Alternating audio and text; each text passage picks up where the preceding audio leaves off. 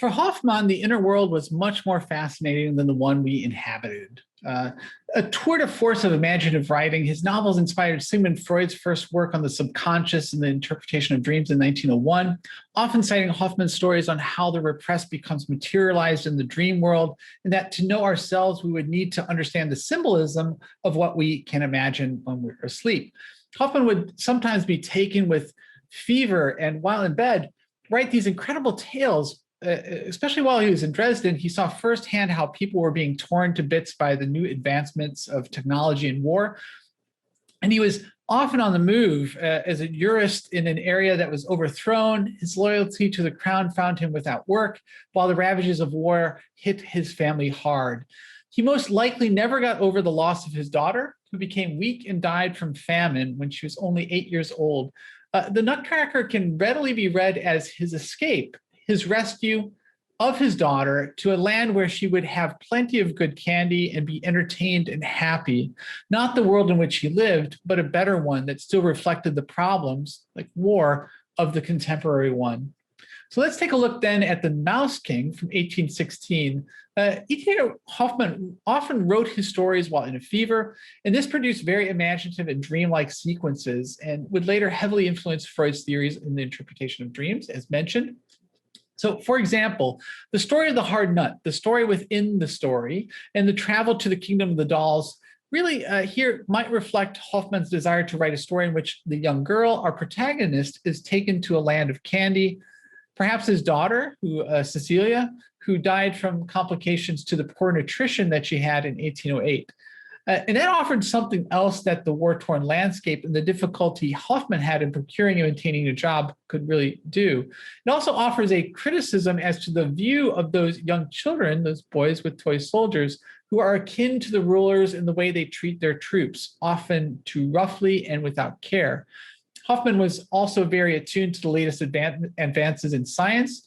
He was himself a composer and was fascinated by automata, hypnotism, and clockwork, and imagined that the Enlightenment, or pure reason, offered an imitation of life in this way that was highly polarized to the rational and romantic view of the new revolutionaries. The belief that the people function in part by means of the imagination and the ideas that can be given to those, so they almost perform like puppets or marionettes. He writes himself into the tale in the form of the Drosselmeyer, and it seems that much of the tale is motivated as a fantasy to give his lost daughter the Christmas she never had, or he never could give her. Or perhaps it was his own beloved uncle in Berlin who passed, along with his Aunt Sophie and Dora Hutt, who populate this story. He was often at odds with authorities, especially those who curtailed his freedom, and such as the anti-liberal programs of Prince Metternich that had thousands. He really had thousands held on treason charges, and really the officer in charge, Commissioner Kamps, was lampooned by Hoffmann quite often, and he himself got into trouble because of this. So he was one of those that he liked to poke fun at, who was in power, and just like others, like soldiers, commissioners, or any others who sought to limit the sense and censor artists, he would. So this tale inspired one of the most popular ballets, as well as the popular board game Candyland. In these lectures, we've looked at the Romantic movement, in which the collecting of fairy tales and folk tales were part of constructing a national identity, especially during the occupation of Napoleon regarding Germany.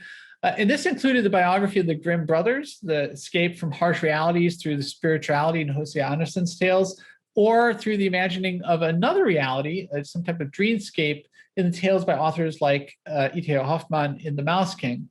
So this foundation, especially considering the claim that these tales represent something fundamental about the German character, and then they become edited to restrict and repress the sexual content, and they add and indulge the violent content, well, that would have made a strong impact on the following generations, given that it was included with other tales as a form of education and cultural appropriation for the children.